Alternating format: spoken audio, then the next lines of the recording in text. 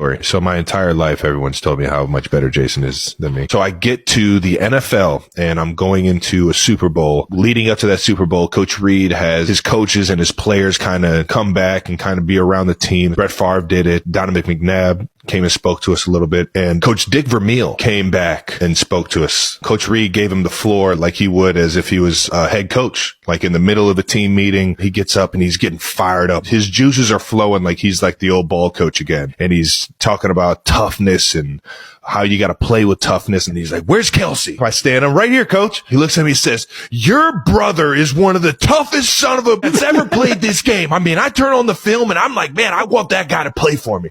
It's like, I love that guy too, coach. I just sat my ass right back down. And it was like that moment of like realizing that you're never going to be Jason Kelce. Can we harmonize? Hit a note, Trav. Hit it.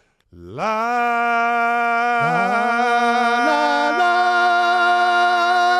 la, la. I've never harmonized before, so. I should have been a cowboy. Should have learned to roll the rain. Wear my 6 shoes. Like you running on a cattle drive. Stealing young girls' hearts. Just like Gene and Roy. Singing those campfire songs. Oh, I should have been a cowboy. So shocked you know that song. Well, should have been a cowboy. I'm going to be honest. I was always more of a Backstreet Boy than an NSYNC boy. You were. Back streets back. All right. Dun, dun, dun, dun. Dun, dun, dun, dun, dun. The fact that you're calling yourself a boy band fan right now is, I love it, man. Hey!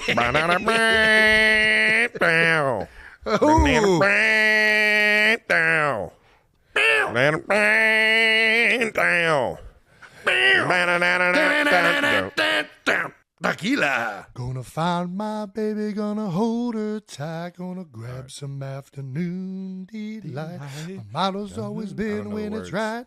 You don't know the words to that song? When everything is little clear and what the fuck was that? I gotta find the note.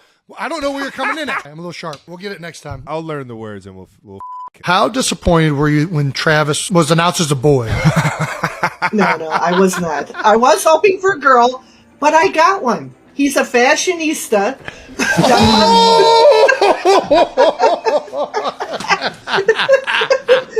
I see where this is going, you two. And a dancer. And a dancer. Thanks, Mom. You remember you guys were saying that I named him after the fat kid on Overboard? That's what I thought you named me as. Okay, there was another Travis on a soap opera. A soap opera? And I just thought he was the most gorgeous man in the whole world, and I named you after him. Damn it. So you told Dad. Soap Time opera? out. I'm going to say, hold on.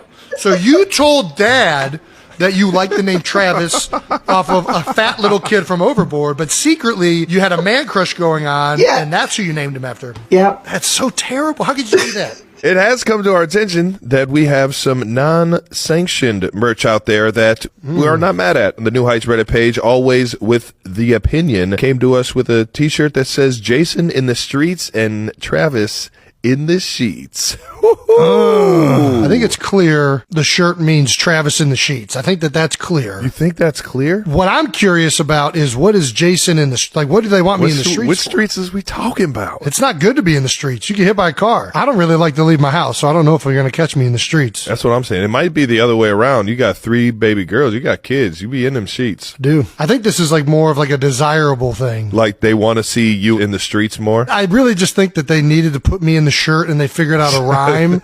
And it's a shirt about having Travis in the sheets. The position tight end, man. It's all fitting, right?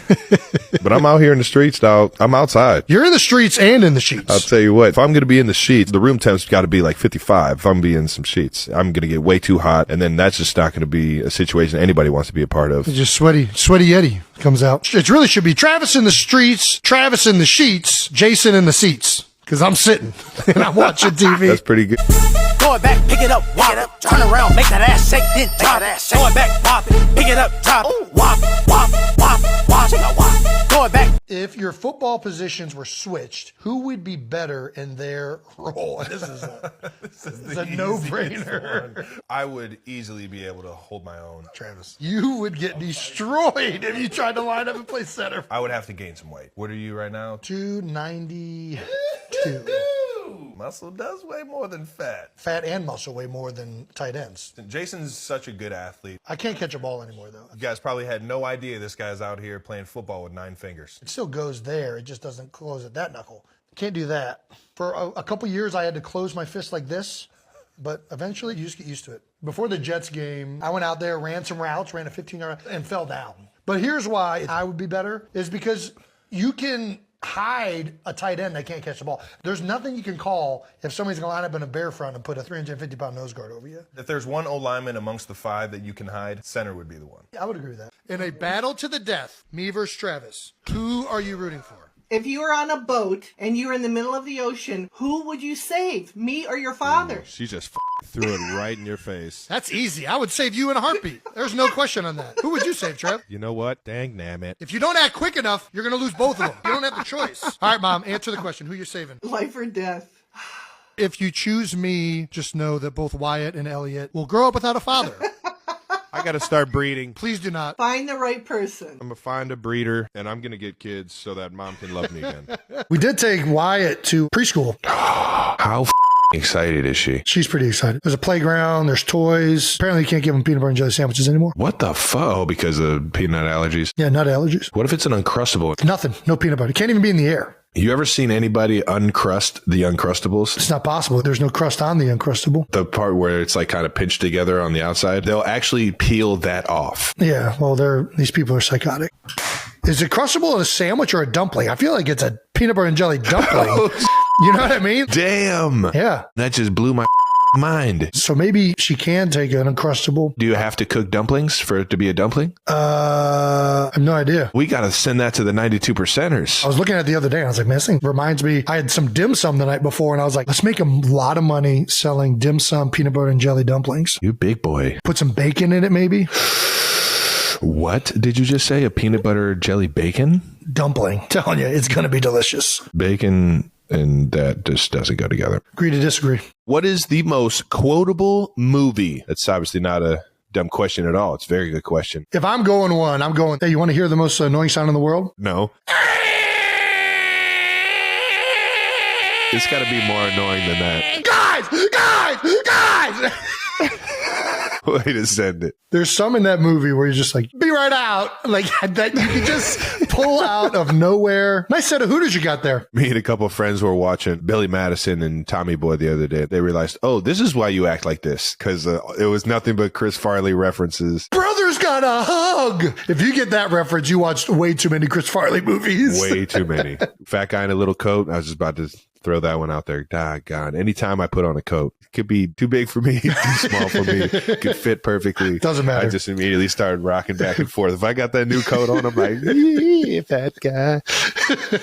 I'm also a big Lebowski fan. Ooh, Lebowski. Quoting anything from Walter Sobchak. Tell me if I'm wrong on this. I know you get a lot of references for the dude. Yeah. At least you did when you had your long hair. When I had long hair, yeah, a little bit. Does Dan Campbell not look like and have like kind of that same like aura? He's got the goatee. I'm telling you, next time you watch an interview, he just looks like a NFL version of the dude.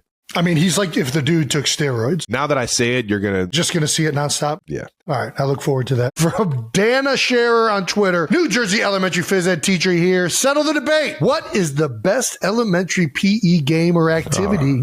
This is a no-brainer. Definitely number one is dodgeball. Dodgeball's the greatest. It's probably not the best if you don't know how to throw and you're not agile. If you have an arm like a rocket launcher and you can catch anything above your knees and at your body. Two things that we had in the back pocket. It's going to be the best game. It's probably going to be your favorite game of all time growing up.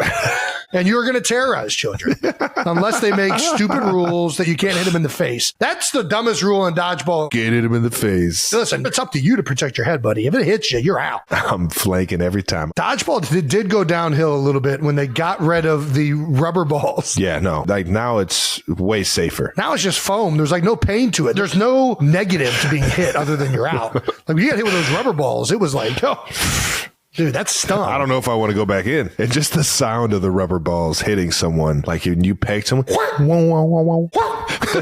to be the best. Have agreed to a contract agreement. I get my friend back. I get my friend back in the building, man. Get my He's dog back in the building, man. Who was your favorite teacher in the University Heights School District? There's some great ones that come out, man. I used to love nature studies because we would actually like learn about the trees and the birds and everything. What'd you learn? Tell me about the trees, Travis. I'm waiting for the trees. Some days we would take nature study walks and we would walk around the school. We would learn about everything. I've actually seen Mr. Thaxton eat a few bugs. What trees did you see? I saw the trees in our front lawn because as soon as we got outside, I was fucking out of there. As soon as we got outside, I let you guys hit the corner a little faster than I did, and then I vanished, and I played hooky. Kids, stay in school. I learned everything I know about drugs, human anatomy, sex from my football coaches, which I don't know if that's good.